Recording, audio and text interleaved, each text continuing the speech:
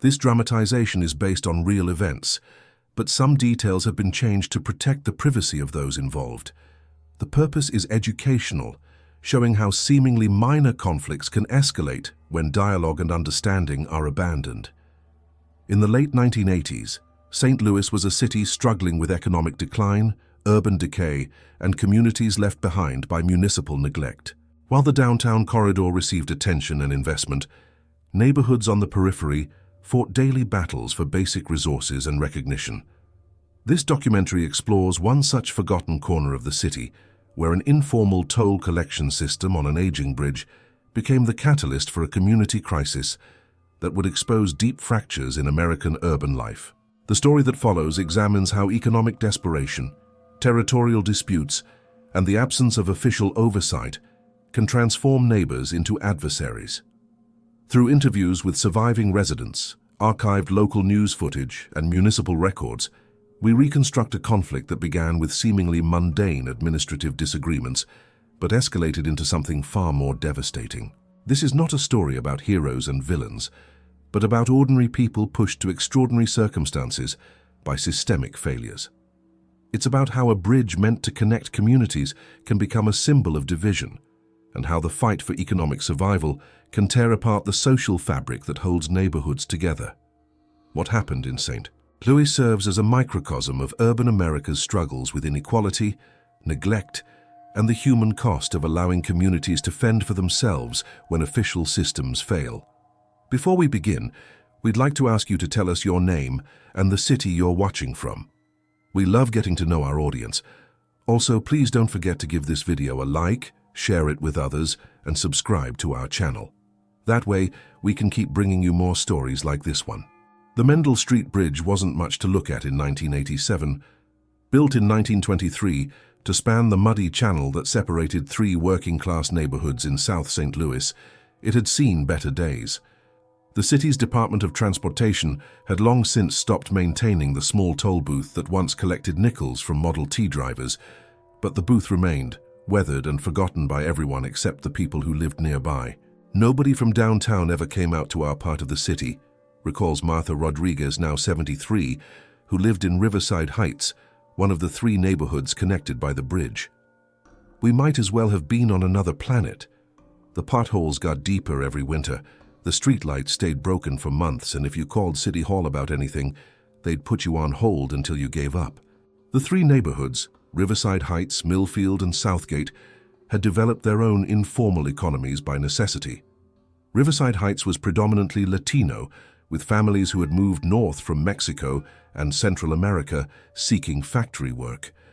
Millfield was historically African American, home to families whose grandparents had arrived during the Great Migration. Southgate was mixed, mostly white working families, many of them descendants of European immigrants who had settled there in the early 1900s.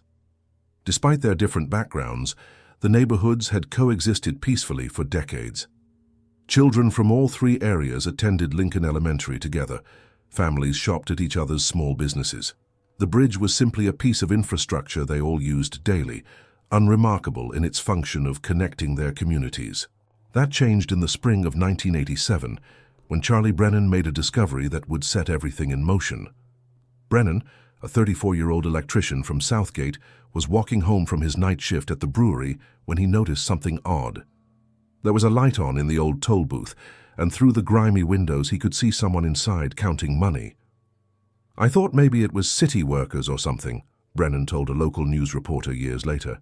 "But when I got closer, I realized it was Mrs. Chen from the grocery store in Riverside Heights. She had stacks of bills on the little counter in there, and she was writing in some kind of ledger book. Lucy Chen, who owned Chen's Market with her husband David, had indeed been using the abandoned toll booth as an unofficial collection point for what she called bridge maintenance funds. For over a year, she had been approaching drivers and pedestrians, asking for voluntary contributions to help maintain the bridge and keep it safe for community use. The city wasn't going to fix anything, Chen explained when contacted for this documentary. The bridge was getting dangerous. Loose boards on the walkway, rust eating through the railings. Someone was going to get hurt, and it would be one of our people, because we're the only ones who use that bridge. Chen's system was simple: and by all accounts well-intentioned. She would stand near the toll booth during morning and evening rush hours, politely asking drivers for $1 or $2 to contribute to bridge upkeep. Most people gave willingly, understanding that the money would go toward basic repairs and maintenance that the city had neglected. The problem was that Chen had never consulted with leaders from the other two neighborhoods about her initiative. When Charlie told people what he saw, folks got suspicious real quick, remembers James Washington, who served as an unofficial community liaison for Millfield at the time. Here's someone from another neighborhood collecting money from our people, supposedly for the bridge, but nobody asked us if we thought that was okay. Nobody showed us where the money was going. The suspicion wasn't entirely unreasonable. By Chen's own records, which she kept meticulously in her ledger book, she had collected over $3,000 in the first year of her bridge fund. In a community where many families struggled to pay rent, $3,000 represented significant money. People started asking questions, Washington continues, like, who gave her the right to collect money on a public bridge? And why was she the only one who decided what repairs were needed? And most importantly, how did we know the money was really being used for the bridge? The questions might have been resolved through simple communication, but by the summer of 1987, a more complex dynamic was emerging. Each neighborhood was dealing with its own economic pressures, and the bridge toll issue became entangled with larger concerns about fairness, representation, and survival. Unemployment in all three neighborhoods hovered around 15%, well above the city average. The brewery that employed many local residents had announced layoffs. Several small businesses had closed in recent months. Against this backdrop, Chen's bridge fund began to look less like community initiative and more like potential opportunity. You have to understand the mindset, explains Dr. Patricia Morales, a sociologist at Washington University who has studied urban community conflicts. These were neighborhoods that had been systematically neglected by city services. They had learned to be self-reliant, to create their own solutions. When one group appeared to be taking control of a shared resource, it triggered defensive responses from the others. By August 1987, two competing toll collection systems had emerged. James Washington organized a group from Millfield to take shifts collecting bridge safety donations during morning hours. Meanwhile, a group of residents from Southgate, led by Charlie Brennan and a mechanic named Tony Kowalski, began their own evening collection efforts, ostensibly to fund structural improvements. Each group insisted their motives were purely community-minded. Each group accused the others of profiteering from a public resource. None of them consulted with city officials about the legality or appropriateness of their activities. It was chaos, recalls Sandra Kowalski, Tony's widow who still lives in Southgate. You'd have Mrs. Chen out there in the morning asking for money, then Mr. Washington and his people in the afternoon, then my Tony and his friends in the evening. People didn't know who to give money to or if they should give money at all. Some folks just stopped using the bridge altogether. The competing collection efforts created more than confusion. They created the first real tensions between neighborhoods that had previously gotten along well.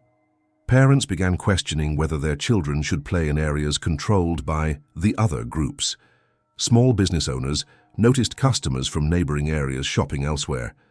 Even the shared elementary school became a source of stress as parents from different neighborhoods eyed each other suspiciously during pickup and drop-off. The bridge became a symbol, explains Dr. Morales. It wasn't really about the money, though money was tight for everyone. It was about control, about who had the right to make decisions that affected all three communities. It was about fairness and trust, and once those things broke down, everything else followed. By September 1987, the informal toll collection had generated over $8,000 across all three groups, but no actual maintenance work had been completed on the bridge. Each group claimed they were waiting for the others to coordinate properly. Each group suspected the others of misusing funds, and each group was becoming increasingly territorial about their designated collection times and areas. The final incident of Chapter 1 occurred on a humid Tuesday evening in late September. Tony Kowalski and two other men from Southgate arrived for their usual evening collection shift to find James Washington and several Millfield residents still occupying the toll booth area. There was an argument about whose turn it was, Sandra Kowalski remembers. Tony said they had agreed on times. Mr. Washington said no such agreement existed. Voices got raised. People started taking sides. The argument itself lasted only a few minutes, but its effects rippled through all three neighborhoods. By the next morning, word had spread that Southgate and Millfield were fighting over the bridge money. The details mattered less than the perception. The bridge, which had once symbolized connection between communities, was now a source of conflict. Lucy Chen watched the argument unfold from her market across the street. She had started the toll collection with the simple goal of maintaining a piece of infrastructure that all three neighborhoods needed. Now she found herself caught in the middle of something much more complicated and potentially dangerous. "I just wanted to fix the loose boards," she recalls sadly. "I never wanted people to fight." But the fighting had only just begun. The escalation began with something as mundane as a missing cash box. On October 3, 1987, Lucy Chen arrived at the toll booth for her morning collection shift to find the small metal box where she stored overnight donations had disappeared. The box typically held between $40 and $60 from late-night bridge users who dropped contributions through a slot Chen had cut in the booth's wooden door. "I thought maybe someone from the city had finally come to shut us down," Chen recalls. "But then I saw Tony Kowalski's nephew Danny hanging around the bridge entrance, and he had this smirk on his face like he knew something I didn't." Danny Kowalski, 19 years old and recently laid off from his job at the auto parts store, had indeed taken the cash box, but not, he would later claim, for personal gain. According to Danny and the group of young men he'd recruited from Southgate, the missing money was evidence of the larger problem. No oversight, no accountability, and no way to verify that collected funds were being used appropriately. "We weren't stealing," Danny insisted during a heated community meeting held in the basement of St. Catherine's Catholic Church the following week. "We were investigating. How do we know Mrs. Chen isn't just pocketing the money?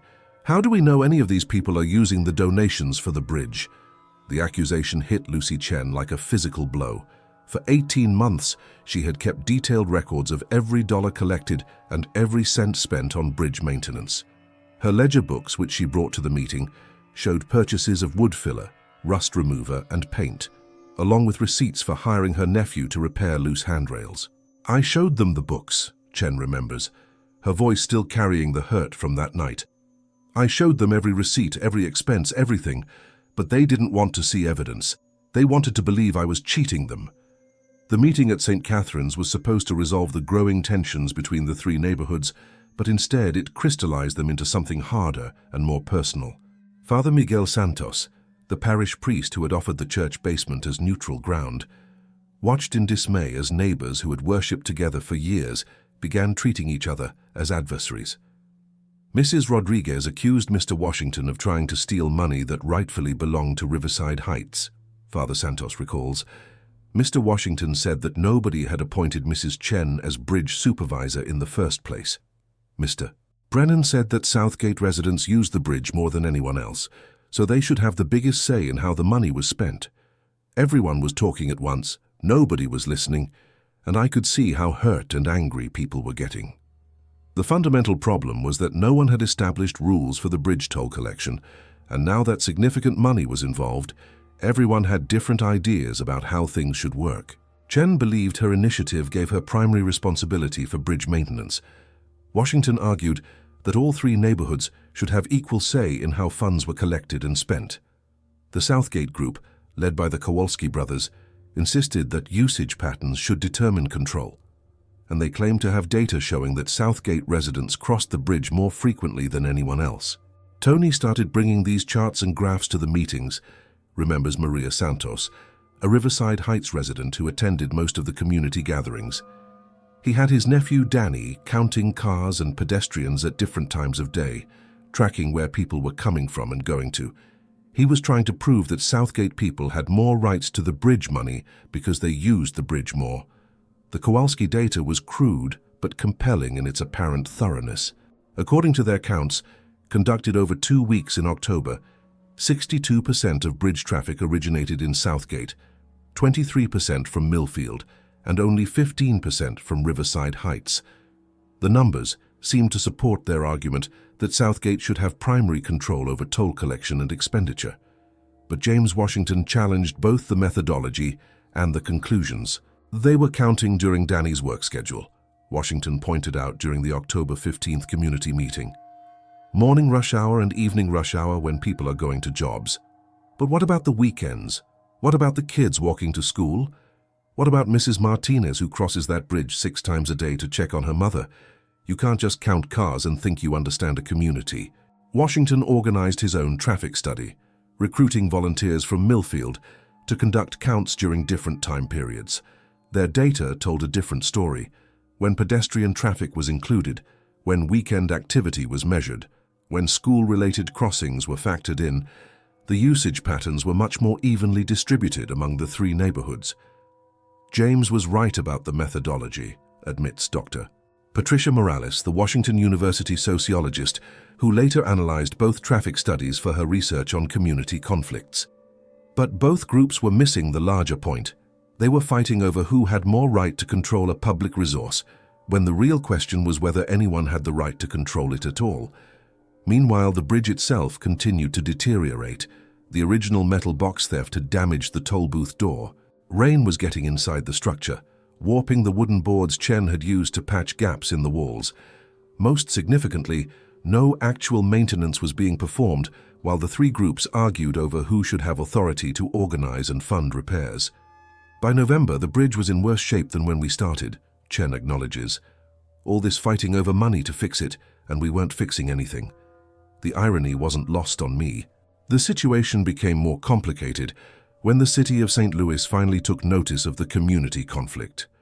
A reporter for the St. Louis Post-Dispatch had heard about the neighborhood bridge war and published a brief article that described the toll collection dispute in terms that made all 3 communities sound foolish and territorial. The story made us look like hillbillies fighting over pocket change, remembers Sandra Kowalski. It didn't explain about the city neglect, or how long we'd been maintaining that bridge ourselves, or how much we all needed it to get to work and school. It just made fun of us for arguing over a few $1,000s. The newspaper coverage brought unwanted attention from city officials, who sent an inspector to examine the bridge and the toll collection situation. The inspector, Martin Krebs from the Department of Transportation, arrived on a cold Tuesday morning in November to find all 3 collection groups assembled and waiting for him. I expected to write a simple report about unauthorized toll collection on city property, Krebs recalls. What I found was a bridge that probably should have been condemned years ago, 3 groups of residents who had been doing maintenance work the city should have been doing, and a complicated dispute over funds that wouldn't have existed if we'd been maintaining our own infrastructure properly. Krebs's official report, filed with the Department of Transportation on November 18, 1987, made several key findings. First, the Mendel Street Bridge was indeed city property, and unauthorized toll collection violated municipal ordinances. Second, the bridge required approximately $15,000 in immediate repairs to meet current safety standards. Third, the community groups had actually done competent basic maintenance that had prevented more serious deterioration. Most importantly, Krebs's report noted that the city had no budget allocation for bridge repairs and that residents had been filling a gap in municipal services through voluntary community action. It was a mess, Krebs admits.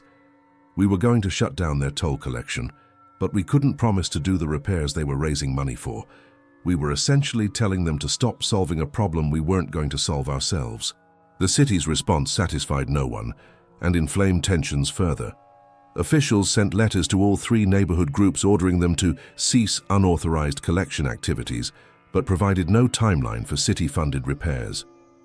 The letters arrived on the same day that a section of the bridge's wooden walkway collapsed under the weight of a delivery truck, leaving a hole that made pedestrian crossing dangerous.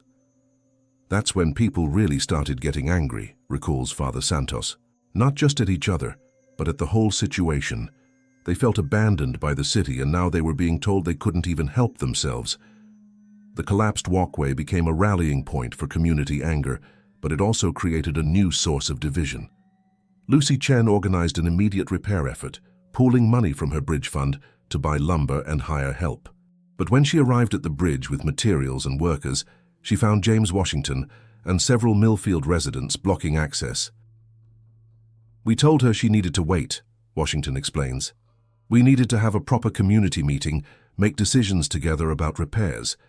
She couldn't just show up and start building things because she had money in her pocket."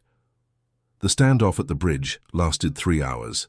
Chen's repair crew waited on the Riverside Heights side, while Washington's group controlled the bridge entrance from Millfield. Meanwhile, residents from Southgate gathered on their side, unsure whether to support Chen's initiative or Washington's call for consultation. "It was absurd," remembers Maria Santos, who watched the standoff from her apartment window. "We had a dangerous hole in the bridge. We had people willing to fix it. We had materials ready to go, and we had neighbors preventing neighbors from making repairs because of arguments about process and control. The bridge was literally falling apart while we argued about who had the right to fix it." The immediate crisis was resolved when Charlie Brennan from Southgate proposed a compromise. Chen could proceed with emergency repairs, but all future maintenance decisions would require approval from representatives of all 3 neighborhoods. The proposal satisfied no one completely, but it allowed the walkway to be patched before someone got seriously hurt. However, the compromise also formalized the division that had been growing between the neighborhoods. Instead of informal cooperation, they now had formal boundaries, designated representatives, scheduled meetings, voting procedures. The spontaneous community spirit that had originally motivated Chen's bridge maintenance efforts had been replaced by bureaucratic structures that reflected deep mutual distrust. "We went from neighbors helping neighbors to 3 separate organizations negotiating with each other," observes Dr. Morales.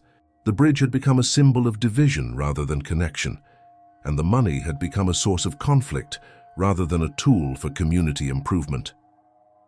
By December 1987, each neighborhood group had established its own separate bridge fund. Chen continued collecting donations from Riverside Heights residents and visitors. Washington organized a weekly collection in Millfield. The Kowalski brothers expanded their Southgate operation to include not just bridge maintenance, but what they called neighborhood security and infrastructure improvements. The separate funds meant separate agendas. Chen focused strictly on bridge maintenance, continuing her original mission of keeping the crossing safe and functional. Washington's group expanded their scope to include lighting improvements and walkway cleaning, arguing that bridge safety encompassed the approaches as well as the structure itself. The Southgate Fund, now managed by Tony Kowalski with help from his brother Eddie, began purchasing equipment for what they described as comprehensive neighborhood protection. Tony bought walkie-talkies for the volunteers, Sandra Kowalski recalls. He said we needed better communication to coordinate bridge maintenance activities, but really, I think he was starting to see the bridge money as funding for something bigger than just fixing broken boards. The walkie-talkies, purchased from an electronics store in downtown St. Louis, allowed the Southgate Bridge team to maintain constant communication during their collection and maintenance activities. But the radios also created an image problem. To residents of the other neighborhoods, the Southgate group began to look less like volunteers and more like an organized patrol. When you saw them out there with matching radios, conducting their traffic counts, posting schedules, it started feeling like they thought they owned the bridge, remembers James Washington. And maybe they did think that. The money was making everyone think they had more rights than their neighbors. The radio communications also revealed something troubling about the evolving nature of the bridge conflict. Transcripts obtained later through a Freedom of Information request showed that the Southgate group was tracking more than just traffic patterns. They were noting license plate numbers, recording pedestrian crossing times, and maintaining detailed logs of who was using the bridge and when. "We were just trying to understand the patterns," Tony Kowalski explained when questioned about the surveillance activities. "You can't manage something properly if you don't have good information about how it's being used." But to residents of Millfield and Riverside Heights, the surveillance felt invasive and threatening. Parents began warning their children to avoid the bridge during certain hours when the Southgate teams were most active. Some families started taking longer routes to school and work, rather than face questions about their bridge usage. "My daughter came home crying one day because Mr. Kowalski's nephew asked her why she was crossing the bridge so often," recalls Maria Santos. She was just walking to her friend's house, but suddenly a little girl felt like she was being interrogated for using a public bridge in her own neighborhood. The surveillance activities, combined with the radio equipment and the detailed record keeping, transformed the bridge from a community resource into something that felt more like a border crossing between hostile territories. Trust, which had been eroding gradually since the original toll collection disputes began, finally collapsed entirely during the first week of December.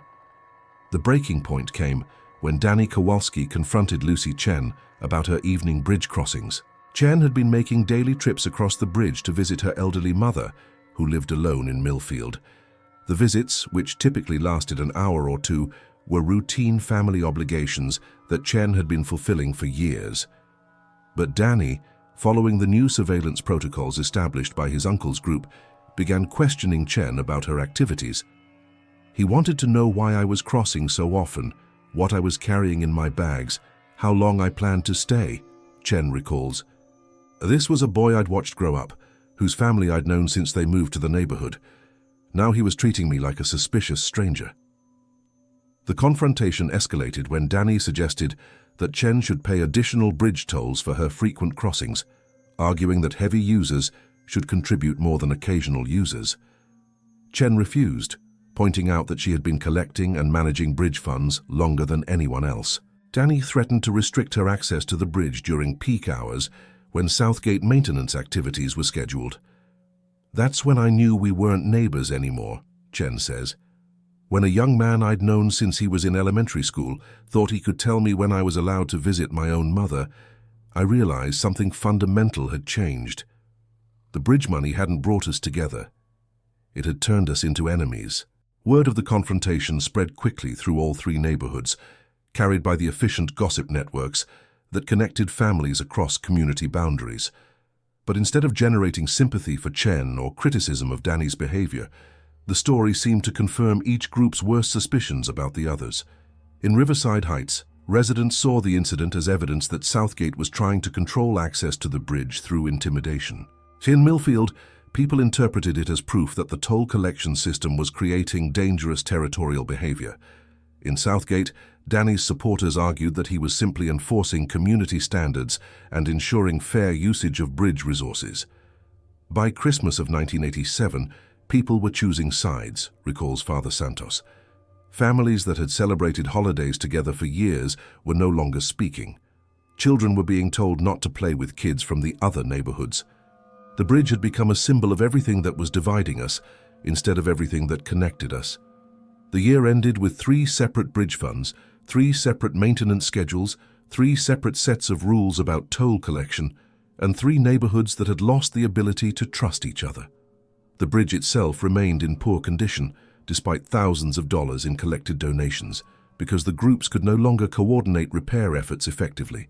More ominously, each group had begun to see bridge control as essential to neighborhood security and economic survival. The toll money, which had started as a simple solution to a maintenance problem, had become a symbol of community power and self-determination. And in the economic climate of late 1980s St. Louis, where good jobs were disappearing and city services were declining, the fight for that power was about to become much more serious.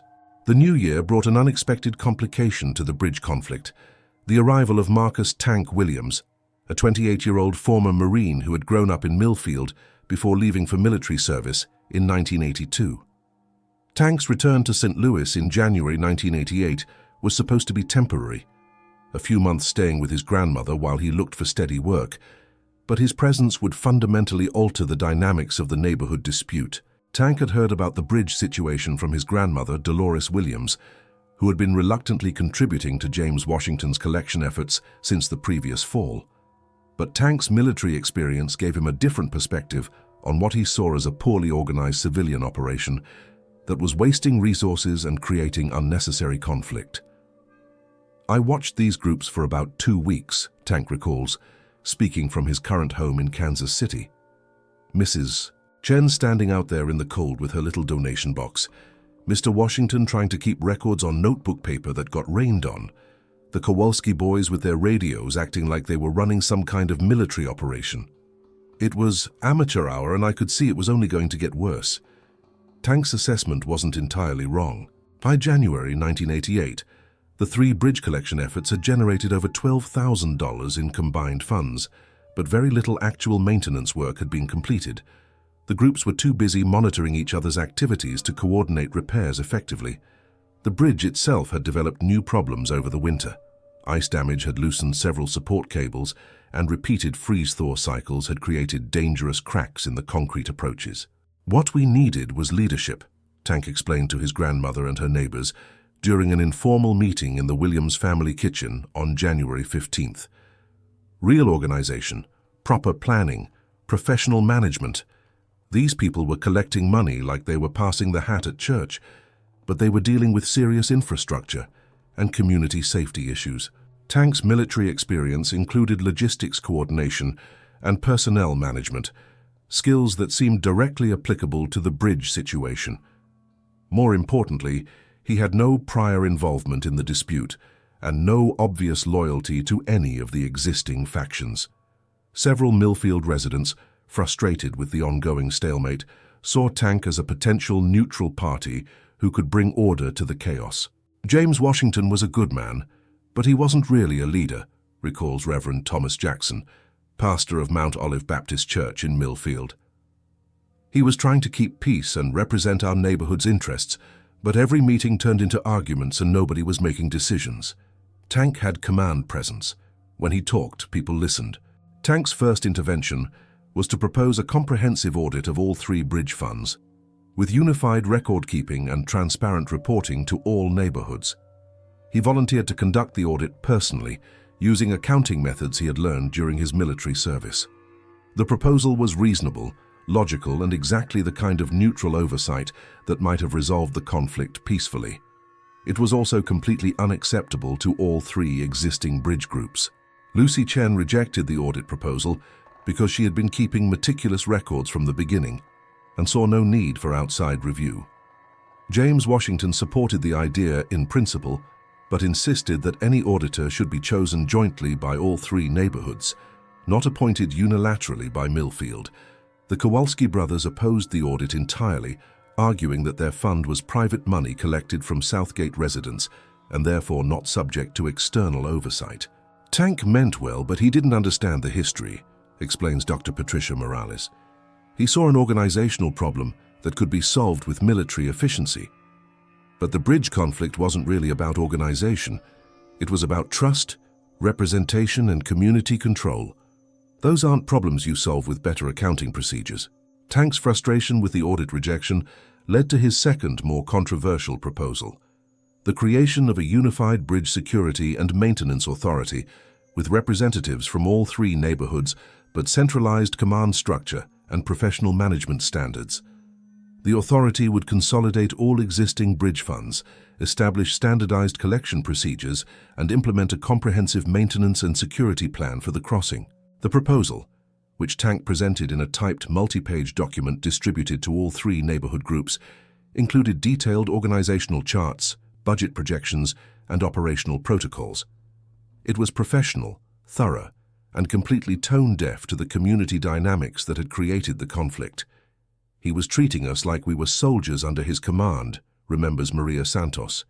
The proposal was full of words like operational control and chain of command and security protocols. We weren't fighting a war, we were neighbors trying to maintain a bridge. But Tank's military language wasn't accidental.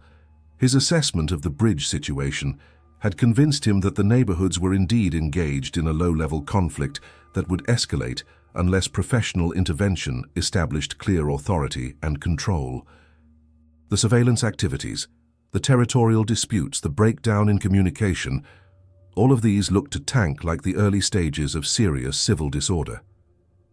You had three armed camps staring at each other across a strategic choke point, Tank explained during a community meeting at Mount Olive Baptist Church in February. Sooner or later, somebody was going to do something stupid, and people were going to get hurt. The only way to prevent that was to establish unified command and professional security protocols. The phrase armed camps was inflammatory and inaccurate. None of the bridge groups had weapons, and their activities were focused on toll collection and maintenance, not military-style operations. But Tank's characterization reflected his growing concern that the neighborhood dispute was developing dangerous momentum. His concern wasn't entirely unreasonable. The winter months had seen several minor incidents that suggested escalating tensions. In December, someone had vandalized James Washington's car with spray paint reading "Bridge Thief." In January, Lucy Chen's market had been broken into, though nothing was stolen, and the incident might have been unrelated to the bridge dispute. Most seriously, a confrontation between Danny Kowalski and two Millfield teenagers had resulted in shoving and threats, though no actual violence occurred. "Things were getting nastier," acknowledges Father Santos. "People were angrier, more suspicious, quicker to assume the worst about their neighbors. I was hearing confessions about hateful thoughts that would have been unimaginable a year earlier. The bridge conflict was poisoning relationships throughout our community." Tank's response to the rising tensions was to organize what he called security patrols during bridge collection hours. Working with a core group of Millfield residents, including his cousin Jerome Williams and neighborhood handyman Robert Parker, Tank established scheduled patrols designed to maintain order and prevent incidents during toll collection activities. The security patrols consisted of 2 or 3 men who would position themselves near the bridge during collection hours, ostensibly to ensure peaceful coexistence between the different neighborhood groups. Tank insisted that the patrols were neutral peacekeeping forces, not advocates for Millfield's interests. But to residents of Riverside Heights and Southgate, the patrols looked like intimidation tactics designed to control bridge access. "Here's this big guy with military training and 2 of his friends standing around watching everything you do on the bridge," recalls Sandra Kowalski. "He said they were keeping the peace, but it felt like occupation. Who asked them to keep the peace? Who gave them authority to patrol our bridge?" The security patrols created a new dynamic that made bridge crossing uncomfortable for everyone. Residents who had previously used the bridge casually now felt like they were under surveillance, not just by the toll collectors, but by Tank's self-appointed security force. Children were particularly affected, with many parents instructing them to avoid the bridge entirely, rather than face questioning by the various groups that now controlled different aspects of the crossing. "My kids started asking me why there were always angry men on the bridge," remembers Carmen Rodriguez from Riverside Heights. "So how do you explain to a 7-year-old that the neighbors are fighting over money to fix the bridge, but the bridge isn't getting fixed because the neighbors can't agree on anything?" The situation deteriorated further when Tank's security patrols began documenting what they called irregular activities during bridge crossings. Using military-style incident reports, Tank's team recorded everything from arguments between toll collectors to unusual pedestrian traffic patterns. The reports, copies of which were distributed to all 3 neighborhood groups, created a paper trail of suspicion and accusation that made normal community interactions feel like intelligence gathering. Tank was creating files on people, recalls Reverend Jackson, who crossed the bridge when, how much money they contributed, who they talked to, how long they stayed on the bridge. It was like living in a police state, except the police were our neighbors. The incident reports documented a community under increasing stress. February 1988 entries included: February 3rd, 14:30 hours, observed Lucy Chen in extended conversation with unknown male subject near toll booth. Subject appeared agitated. Conversation lasted approximately 15 minutes. Recommend follow-up investigation. February 8th, owed 800 hours. Danny Kowalski questioned elderly pedestrian about payment of bridge toll. Pedestrian appeared confused and distressed. Intervention required to de-escalate situation. February 12th, 16:45 hours. Observed unusual pedestrian traffic from Riverside Heights. Recommend enhanced monitoring during evening collection periods. The reports, while written in professional language, documented the breakdown of normal community life. Neighbors were becoming suspicious of neighbors. Routine interactions were being interpreted as potential threats. The bridge, which had once been a casual crossing point where people stopped to chat and catch up on neighborhood news, had become a tense checkpoint where every interaction was monitored and recorded.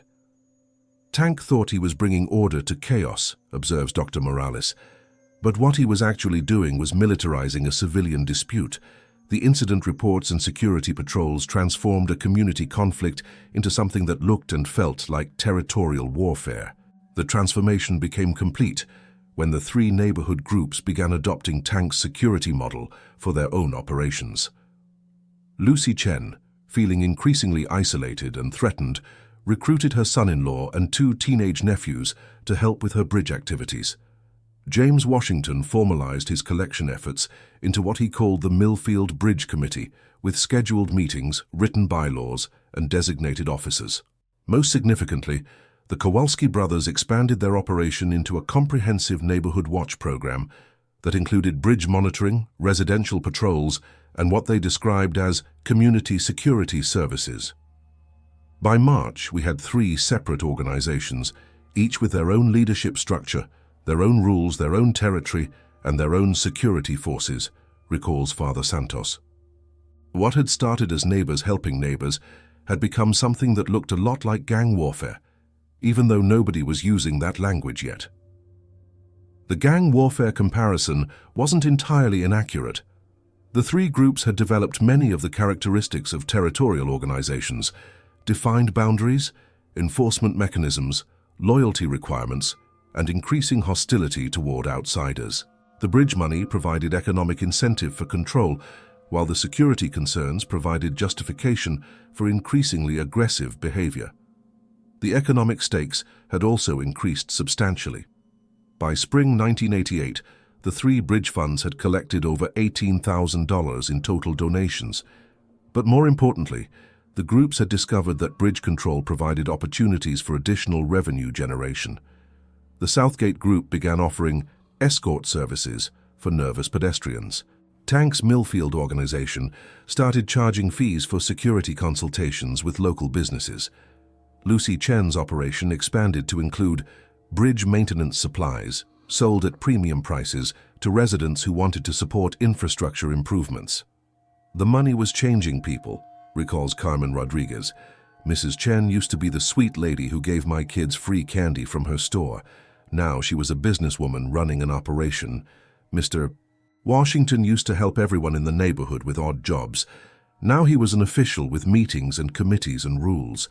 These were good people who got caught up in something that made them forget who they were. The transformation was particularly evident in the younger generation. Danny Kowalski, who had started as a temporary volunteer for his uncle's bridge activities, had become the de facto leader of what was now called the Southgate Bridge Security Force. Jerome Williams, Tank's cousin, had organized a group of young men from Millfield into what they called the Neighborhood Protection Association. Even Lucy Chen's teenage nephews had formed their own informal group focused on protecting the bridge fund from theft or interference. The kids were the worst part, remembers Maria Santos. Teenagers who used to play basketball together were now glaring at each other like enemies. Boys who had grown up as friends were treating each other like they belonged to different armies. The bridge conflict was destroying the next generation's relationships along with the current generations. The military language and organizational structure that Tank had introduced became standard throughout all three groups. By April 1988, community meetings resembled tactical briefings more than neighborhood discussions. People talked about operations, security protocols, territorial boundaries, and defensive measures. The bridge crossing, which had once taken 30 seconds of casual walking, now required navigating multiple checkpoints, security questions, and payment procedures. It was insane, recalls Robert Parker, who had initially supported Tank's security patrols but became increasingly uncomfortable with their evolution. To cross a bridge in your own neighborhood, you had to deal with three different groups of people who all thought they were in charge. Each group had their own rules, their own fees, their own questions. And God help you if you said the wrong thing to the wrong person. The complexity of bridge crossing had created a new problem. Many residents simply stopped using the bridge altogether. School children were driven to classes by parents unwilling to send them through the checkpoints. Elderly residents found alternative routes that added significant time and effort to routine errands. Small businesses that depended on foot traffic from neighboring areas saw customers disappear as people avoided the bridge crossing. "The bridge was supposed to connect our communities," observes Reverend Jackson. But by the spring of 1988, it had become a barrier. People were more isolated from their neighbors than they had been before the toll collection started. The Bridge Fund had raised thousands of dollars, but it had cost us something much more valuable: our sense of community. The isolation was particularly painful for families with connections across neighborhood boundaries.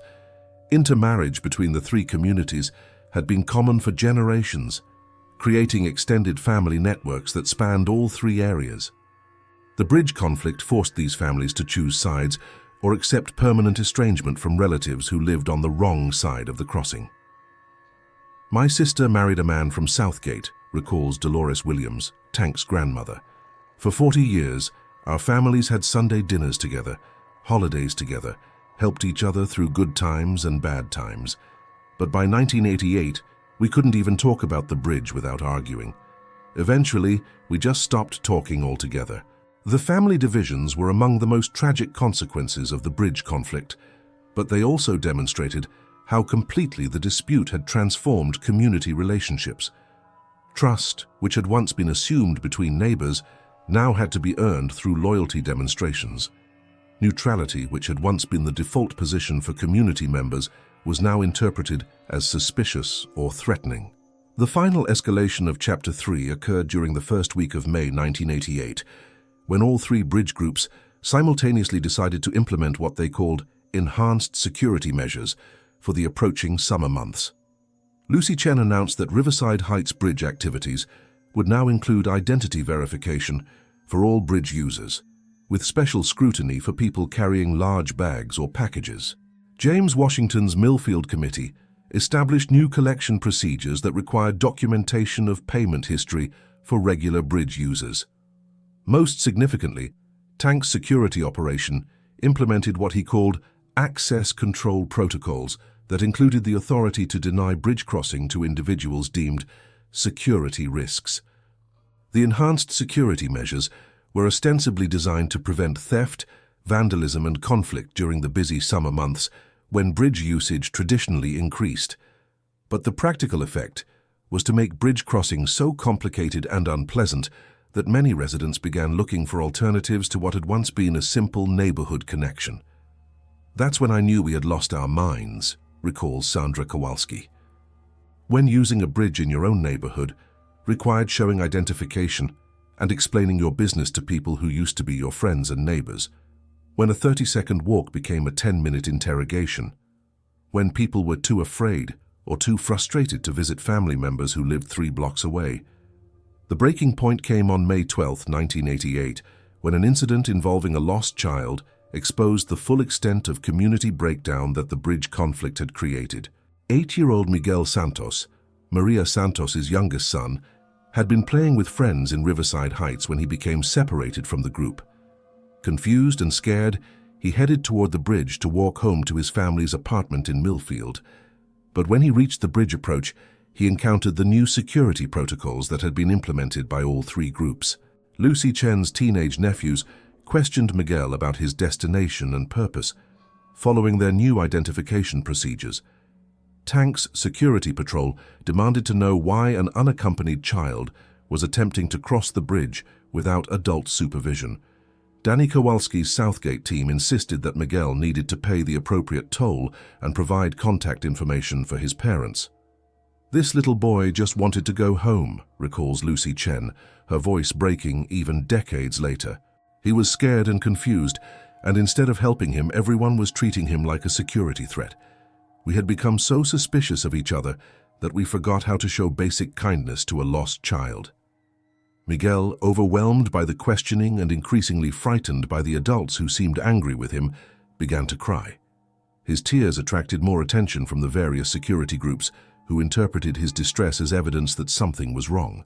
The situation escalated as different groups tried to take control of the child, each insisting that their procedures required them to handle the situation according to their established protocols.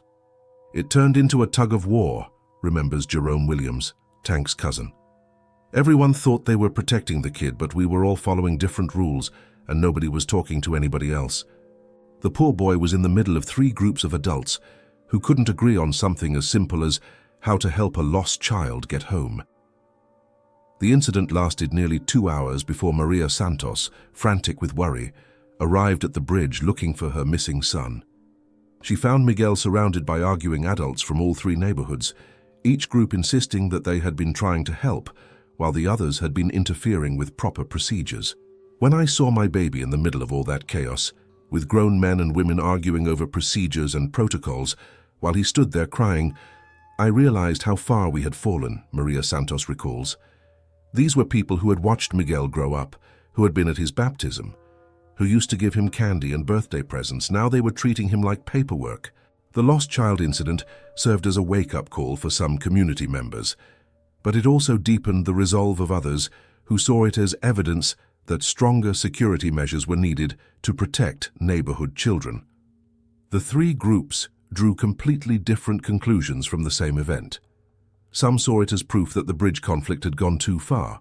Others saw it as justification for enhanced protective measures. Tank said the incident proved that we needed better coordination between the security groups, recalls Robert Parker. Danny Kowalski said it showed that unauthorized people shouldn't be crossing the bridge without proper supervision. Mrs. Chen said it demonstrated why her neighborhood needed to protect its children from outside interference. Nobody seemed to understand that the real problem was having security groups at all. As spring turned to summer in 1988, the 3 neighborhoods had effectively become separate, hostile territories connected by a bridge that no one could cross easily anymore. The toll collection that had started as a simple solution to a maintenance problem had evolved into a complex system of territorial control that was destroying the community it was supposed to serve. The bridge itself remained in poor condition, despite the thousands of dollars collected for its maintenance. But the bridge's physical deterioration was now the least of anyone's concerns. The community that the bridge was supposed to serve had deteriorated much more seriously, and there was no amount of money that could repair the trust, friendship, and neighborly cooperation that had been lost in the fight for control. Summer 1988 would bring the conflict to its tragic conclusion, but the essential damage was already done. 3 neighborhoods that had once been a single community were now 3 separate armed camps, and the bridge that was supposed to connect them had become the front line in a war that nobody really wanted to fight, but that nobody knew how to stop. The summer of 1988 began with an illusion of stability that masked the approaching catastrophe. The 3 bridge groups had established their territories, implemented their security protocols, and settled into what seemed like a sustainable, if tense, equilibrium. Each organization controlled its designated collection times and areas. Each had developed sophisticated procedures for managing bridge access and toll collection. To outside observers, the situation appeared to have reached a workable resolution. That illusion lasted exactly 17 days. On June 18, 1988, the St. Louis Post-Dispatch published a follow-up article about the neighborhood bridge conflict titled "The Toll of Division: How a Community War Destroyed Trust in South St. Louis." The article, written by investigative reporter Janet Morrison, included detailed financial analysis of the 3 bridge funds, interviews with residents from all 3 neighborhoods, and photographs that showed the elaborate checkpoint system that had evolved around the Mendel Street Bridge. Morrison's investigation revealed several disturbing facts that had not been public knowledge. First, the 3 groups had collected over $23,000 in total donations, but only $3,400 had been spent on actual bridge maintenance. Second, each group was now generating significant revenue from activities unrelated to bridge upkeep, including security services, consultation fees, and what Morrison described as protection payments from local businesses. Third, the city of St. Louis had allocated $18,000 in federal infrastructure funds for bridge repairs, but the money had remained unused because city officials could not gain access to the bridge for assessment and work planning. The community groups have essentially created a privatized infrastructure that excludes municipal oversight, Morrison wrote. What began as neighbors helping neighbors has evolved into competing organizations that control access to public property through intimidation and bureaucratic obstruction. The newspaper article was devastating to all 3 neighborhoods but it was particularly damaging to Tank Williams and his security operation. Morrison had obtained copies of Tank's incident reports and security protocols, which she quoted extensively to demonstrate what she characterized as military-style surveillance of civilian activities. Marcus Williams, a former Marine, has established patrol schedules, checkpoint procedures, and intelligence-gathering operations that would be appropriate for military occupation but are disturbing when applied to neighborhood bridge crossing, Morrison reported. Residents describe feeling like they live in a war zone rather than a community. The article also included financial details that embarrassed all three groups. Lucy Chen's bridge fund had grown to $8,400, but only $200 had been spent on repairs, with the remainder invested in what Chen called infrastructure improvement supplies that were stored in her market. James Washington's Millfield operation had collected $7,800, but had spent $3,200 on organizational expenses, including office supplies, meeting costs, and what Washington described as administrative fees for volunteer coordinators. Most problematically, Tank's security operation had generated $6,900 in fees from local businesses and residents, but Morrison found no evidence that any of this money had been used for bridge maintenance or community improvements. The numbers tell the story, Morrison concluded. Three groups that claim to be working for community benefit have collectively raised over $20,000 while spending less than 15% on the infrastructure improvements they were supposedly supporting. The bridge toll conflict has become a profitable enterprise for the people involved, which explains why they have been so resistant to outside oversight or municipal intervention. The newspaper expose triggered immediate responses from all levels of government and community leadership. The St. Louis City Council scheduled emergency hearings on unauthorized toll collection and privatization of public infrastructure. The mayor's office announced that city crews would be sent to assess the bridge and begin necessary repairs, regardless of community group objections. Most significantly, the St. Louis Police Department opened an investigation into possible fraud and extortion related to the bridge toll collection activities. "We knew there would be consequences," recalls Tank Williams, "but I don't think any of us realized how bad it would look when someone added up all the money and all the time and asked what we had actually accomplished. The answer was pretty embarrassing." The embarrassment was compounded by the timing of Morrison's article, which was published during the same week that the city's infrastructure assessment team finally gained access to the Mendel Street Bridge. The city engineers found that the bridge required immediate emergency repairs that would cost approximately $25,000, more than the three groups had collected in total and far more than they had actually spent on maintenance. But the engineers also found that much of the deterioration was recent, caused not by normal wear and tear, but by improper maintenance attempts and damage from the checkpoint infrastructure that the three groups had installed around the bridge approaches. Heavy traffic from security vehicles, poorly installed lighting equipment, and unauthorized structural modifications had actually accelerated the bridge's deterioration rather than preventing it. The community groups had made the bridge less safe, not more safe, recalls Martin Krebs from the Department of Transportation. Their checkpoint systems had created traffic bottlenecks that put stress on the approach structures. Their lighting installations had damaged electrical systems. Their security modifications had actually compromised structural integrity. They had spent a year fighting over money to fix a bridge that they were making worse with their activities. The city's findings provided ammunition for critics who had always opposed the community toll collection, but they also devastated the morale of residents who had genuinely believed they were helping their neighborhood. Many people who had contributed money and time to the bridge efforts felt betrayed by the revelation that their sacrifices had been counterproductive. "I gave those people $50 over the course of a year," recalls Carmen Rodriguez from Riverside Heights. "My family needed that money, but I thought we were fixing something important. Finding out that we had actually made things worse, that our money had been wasted on arguments and procedures and security theater while the bridge got more dangerous, that broke my heart." The community response to the newspaper article and city findings was swift and decisive. Within a week of Morrison's article, several dozen residents from all three neighborhoods had signed a petition demanding the immediate dissolution of all bridge-related organizations and the return of unused funds to contributors. Father Santos organized a community meeting at St. Catherine's Church to discuss healing and reconciliation between the neighborhoods. Most importantly, many residents simply stopped participating in or contributing to any bridge-related activities, effectively defunding the operations that had caused so much conflict. People were exhausted, explains Reverend Jackson from Mount Olive Baptist Church. Exhausted by the fighting, exhausted by the complications, exhausted by having to think about security and procedures and politics just to cross a bridge in their own neighborhood. They wanted their normal lives back. But not everyone was ready to abandon the bridge organizations that had consumed so much time and energy over the past year.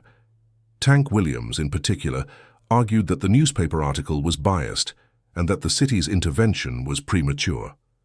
At a heated community meeting on June 28th, Tank defended his security operation as necessary protection against what he called outside interference in community self-determination. The city ignored this bridge for decades, Tank argued. Now they want to shut us down and take over just when we've figured out how to manage things ourselves. This isn't about bridge maintenance anymore. This is about whether neighborhoods have the right to control their own affairs or whether we have to wait for permission from downtown bureaucrats who don't care about us. Tank's argument resonated with some residents who saw the city's intervention as validation of their long-standing grievances about municipal neglect. But his continued insistence on maintaining security operations and toll collection put him at odds with community members who wanted to end the conflict and restore normal neighborhood relationships. The division between reconciliation-minded residents and those who wanted to continue the bridge operations created a new source of tension that threatened to extend the conflict indefinitely. At the June 28th meeting, angry exchanges between former allies revealed how deeply the year-long dispute had damaged trust and friendship even within individual neighborhoods. Tank and my husband had been friends since childhood, recalls Dolores Williams. But by that summer meeting, they were shouting at each other like enemies. Tank thought Robert was betraying everything they had worked for. Robert thought Tank had lost sight of what was important. Both of them were probably right, and both of them were probably wrong. The personal conflicts within neighborhoods proved more difficult to resolve than the territorial disputes between neighborhoods. Former collaborators felt betrayed by those who wanted to abandon the bridge operations. Former friends found themselves on opposite sides of questions about community self-determination versus municipal authority. The bridge conflict had created divisions that extended far beyond the original toll collection dispute. Meanwhile, the three neighborhood organizations were rapidly losing the resources and support they needed to continue operating. Donations had stopped almost entirely after the newspaper article. Many volunteers had resigned or simply stopped participating.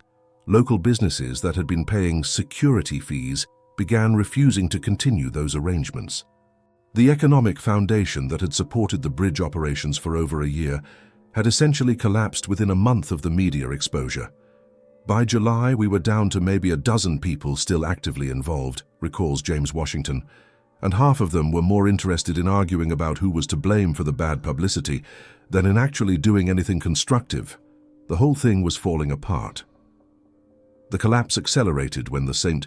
Louis Police Department's investigation found evidence of financial irregularities in all three bridge operations. While the irregularities appeared to be the result of poor record-keeping rather than intentional fraud, the police findings provided legal justification for the city to demand immediate cessation of toll collection activities and full accounting of all collected funds. Detective Morrison, no relation to the newspaper reporter, came to my store and asked to see every receipt, every ledger book, every record I had kept, recalls Lucy Chen.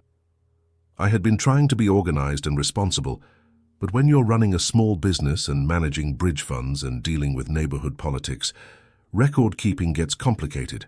I couldn't prove that every dollar had been spent appropriately, even though I knew it had been. The police investigation created additional pressure for the three groups to dissolve voluntarily, rather than face potential criminal charges for unauthorized toll collection and misuse of public property. By the end of July, Both Lucy Chen's Riverside Heights operation and James Washington's Millfield Committee had announced their intention to cease bridge-related activities and cooperate fully with city authorities.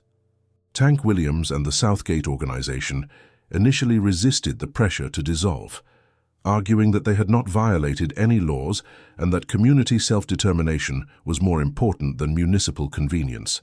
But Tank's defiance became increasingly isolated as his own supporters began abandoning the security operation in favor of the reconciliation process that was gaining momentum in all three neighborhoods. Tank couldn't accept that it was over, recalls his cousin Jerome Williams. He kept talking about principles and community control and not giving up the fight, but the rest of us could see that the fight was destroying the community we were trying to protect. Sometimes you have to surrender to save what's important. The final confrontation came on August 3, 1988, when city crews arrived to begin emergency bridge repairs and found Tank Williams and 3 supporters blocking access to the structure. Tank argued that the city had no right to begin work without community input, and that residents should be allowed to complete their own repair efforts using the funds they had collected. The standoff lasted 6 hours and attracted media attention that was even more damaging than Morrison's original exposé. Television news coverage showed Tank and his supporters preventing city workers from accessing a bridge that city engineers had declared structurally unsafe. The images of community members obstructing infrastructure repairs created a public relations disaster that made all 3 neighborhoods look unreasonable and obstructionist. Tank meant well, but by that point he was just making everything worse, recalls Father Santos. The whole city was watching our neighborhoods on television, and what they saw was people preventing bridge repairs for no good reason. Tank thought he was defending community rights, but what he was actually doing was making us all look crazy. The standoff ended when Dolores Williams, Tank's grandmother, walked onto the bridge and asked her grandson to step aside. She told him that she was tired of fighting with neighbors, tired of being afraid to cross the bridge, tired of watching the community tear itself apart, recalls Maria Santos, who witnessed the confrontation. She said that family was more important than principles, and that community was more important than being right. Tank couldn't argue with his grandmother, especially not on television with the whole city watching. Tank's capitulation marked the effective end of organized resistance to city intervention, but it also marked the beginning of a long and painful reckoning with the consequences of the year-long conflict. The 3 neighborhoods had lost more than money and time. They had lost trust, friendship, and the sense of community that had made them special places to live. The bridge repairs, completed by city crews over 6 weeks in August and September, cost $28,000 and included significant structural improvements that made the crossing safer and more durable than it had been in decades.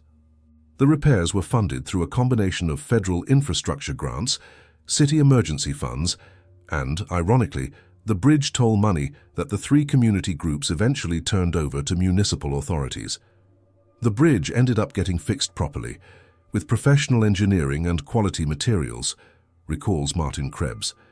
But it cost the community much more than it should have, both financially and socially.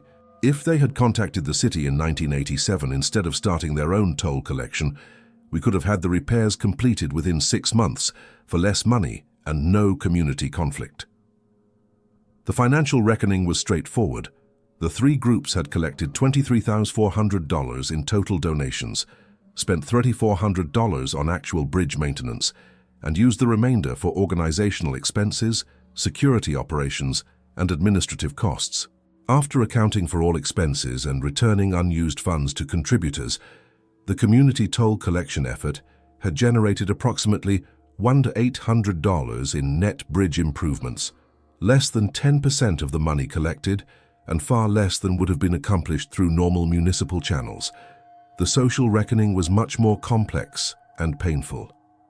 Relationships that had been destroyed during the conflict proved difficult or impossible to repair. Families that had been divided by bridge politics remained estranged. Former friends found it hard to trust each other again. Children who had grown up together discovered that their parents' conflicts had created barriers that persisted long after the bridge issue was resolved. Some wounds healed pretty quickly once the fighting stopped, observes Dr. Patricia Morales. People were relieved to have their normal lives back, and there was genuine goodwill toward reconciliation. But other wounds went deeper. When you've seen neighbors become enemies over money and power, when you've watched good people do questionable things because they were caught up in group loyalty, it changes how you see your community. The healing process was complicated by the fact that none of the main participants in the bridge conflict had intended to cause harm. Lucy Chen had genuinely wanted to maintain infrastructure that the city was neglecting. James Washington had tried to ensure fair representation for his neighborhood's interests. Tank Williams had attempted to bring order and security to what he saw as a dangerous situation. The Kowalski brothers had worked to protect their community's resources and rights. Everyone had good intentions, reflects Reverend Jackson, but good intentions aren't enough when you're dealing with money, territory, and survival in economically stressed communities. Good intentions can lead to very bad outcomes when people don't have experience with the kind of organizational and political challenges they were trying to handle. The bridge conflict also exposed deeper problems with municipal governance and community-city relationships that extended far beyond the three affected neighborhoods.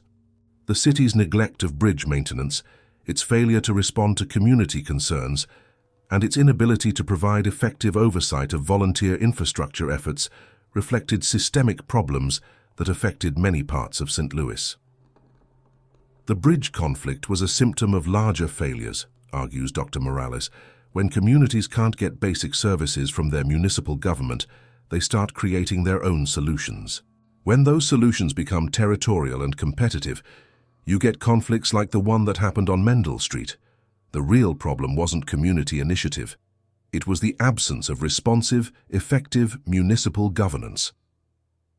In the months following the bridge repairs, several positive changes emerged from the wreckage of the conflict. The city established a formal community liaison program to improve communication between neighborhoods and municipal services. The three affected neighborhoods created a joint residents association focused on addressing shared concerns through collaborative advocacy rather than competitive organizing. Most importantly, many residents emerged from the experience with a deeper understanding of the challenges involved in community organizing and collective action. We learned that good intentions aren't enough, reflects Lucy Chen. We learned that money changes relationships, even among people with the best motives. We learned that communities need formal structures and clear agreements when they're dealing with shared resources. Most of all, we learned that it's easier to tear down trust than to build it up. The bridge itself, renovated with professional engineering and quality materials, served the three neighborhoods well for many years after the conflict. But the symbolic meaning of the bridge had changed permanently. Instead of representing connection and community, it became a reminder of how quickly neighbors can become strangers and how easily cooperation can become conflict. Every time I cross that bridge, I remember what we lost, says Maria Santos. Not just the money or the time, but the feeling that we were all part of the same community. We got the bridge fixed, but we never really got that feeling back. The story of the St. Louis Bridge War offers lessons that extend far beyond the specific circumstances of three neighborhoods in the 1980s. It demonstrates how economic stress, territorial disputes, and the absence of effective governance can transform routine community challenges into devastating social conflicts. It shows how good people can make destructive choices when they're operating without clear structures, shared understanding, or professional guidance. Most importantly, it illustrates the fragility of community trust and the difficulty of rebuilding social connections once they've been damaged by conflict over resources and control. The bridge that was supposed to unite three neighborhoods became the symbol of their division, and while the physical structure was eventually repaired, the social infrastructure that had been damaged proved much harder to rebuild. Today, the Mendel Street Bridge carries traffic between neighborhoods that have learned to coexist but never fully recovered the easy friendship and mutual support that characterized their relationships before the toll collection conflict began. The bridge stands as a monument not just to successful municipal engineering, but to the human cost of community conflict and the importance of maintaining the social bonds that make neighborhoods more than just collections of houses and streets. The 15 lives lost during the conflict, lost not to violence but to stress-related illness, family breakdown, and the social isolation that followed community division, represent the true toll of the St. Louis Bridge War. They remind us that community conflicts extract costs that go far beyond financial expenses, and that the work of building and maintaining human connections requires as much attention and care as the work of building and maintaining physical infrastructure. In the end, the bridge got fixed. The toll collection stopped, the neighborhood survived. But the lesson of the Mendel Street Bridge is that some things once broken can never be completely repaired. The challenge for any community facing similar pressures is to remember that the relationships between neighbors are more valuable than any amount of money and more fragile than any bridge. 25 years after the bridge conflict ended, the three neighborhoods have evolved in different directions. Riverside Heights has gentrified significantly, with Lucy Chen's former market now a trendy coffee shop. Millfield has struggled with continued economic decline, though efforts led by Reverend Jackson have brought new community programs and modest improvements. Southgate has remained stable, with many of the same families still living in the area. Tank Williams moved to Kansas City in 1990 and became a successful logistics coordinator for a shipping company. He rarely returns to St. Louis and declined multiple requests for on-camera interviews for this documentary. James Washington passed away in 2003, remembered by his neighbors as a good man, who got caught up in circumstances beyond his control. Lucy Chen sold her market in 1995, but still lives in Riverside Heights, where she volunteers with a city-sponsored neighborhood improvement program.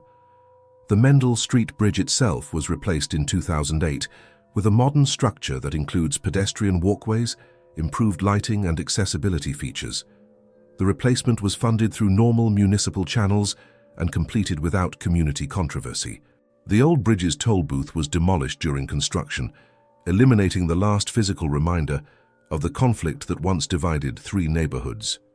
But the lessons of the St. Louis Bridge War remain relevant for communities facing economic stress, municipal neglect, and the challenge of working together to solve shared problems. The story serves as both a warning about the dangers of unstructured community organizing and a reminder of the importance of maintaining trust, communication, and shared purpose when neighbors attempt to help themselves and each other. As Dr. Patricia Morales concluded in her final research report on the conflict, the tragedy of the Mendel Street Bridge was not that community members tried to solve their own problems, but that they forgot they were all part of the same community while they were trying to solve them.